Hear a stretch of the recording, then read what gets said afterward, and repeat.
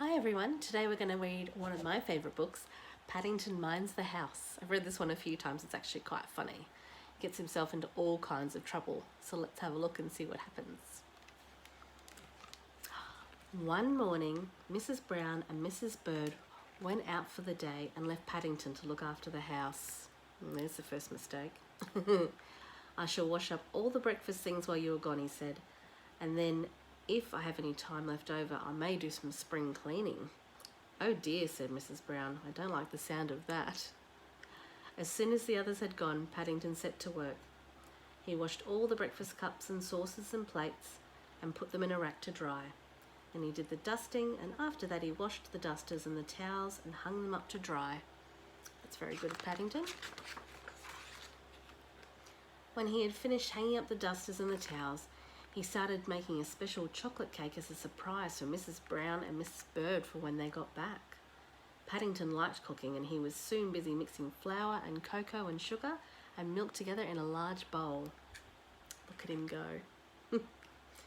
It wasn't until he put his paw in the mixture to make sure it tasted as it should, he thought he made a mess with the flour and the cocoa. Worse still, the floor felt crunchy under his feet where he'd spilt some sugar, so he got the vacuum cleaner out. And this is where the trouble started. In his haste to tidy the kitchen, he put the hose on the wrong end of the cleaner. By mistake, instead of it sucking, it blew.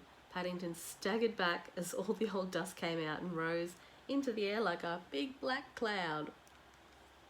Oopsies. It landed everywhere, on the clean cups, the saucers, the plates, over the dusters and towels he'd hung up to dry, over the tables and chairs and the floor, and it even landed on his cake mix. Paddington decided it was a good thing he was making a chocolate cake. At least it wouldn't show the dirt. I don't think I'd like to try that one, Paddington. So he started work all over again. He washed the breakfast things, then he washed the dusters and the towels and hung them up to dry. And because the dusters were now wet, he would use the vacuum cleaner to get rid of the dust. This time he made sure the tube was on the right end. Using the vacuum cleaner was much more fun, and Paddington spent some time trying to write his name in the dust on top of the table. It wasn't until he's got as far as the letter D that he noticed the mixing bowl was now empty. He stood at the end of the hose wondering what to do next. He got distracted. Paddington wasn't the sort of bear to be beaten, and looking at the end of the hose pipe gave him an idea. Oh, what had happened could happen once again. He put the hose back onto the wrong end of the cleaner and then stood back waiting to see if the cake mix would get blown out.